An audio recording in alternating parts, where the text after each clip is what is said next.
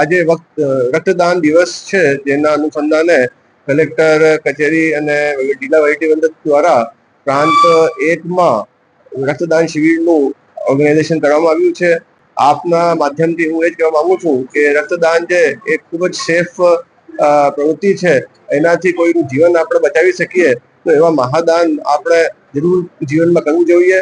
દરેક 3 મહિના પછી આપણે રક્તદાન કરી શકીએ છીએ. એનાથી બીજા કોઈ આડઅસર કોઈ મેડિકલી હોતા નથી. જેથી હું આપ સૌના માધ્યમથી ખાસ કરીને ઉનાળામાં લોકોને વિનંતી કરું છું કે આગળ આવીને ખૂબ મોટી સંખ્યામાં રક્તદાન કરે.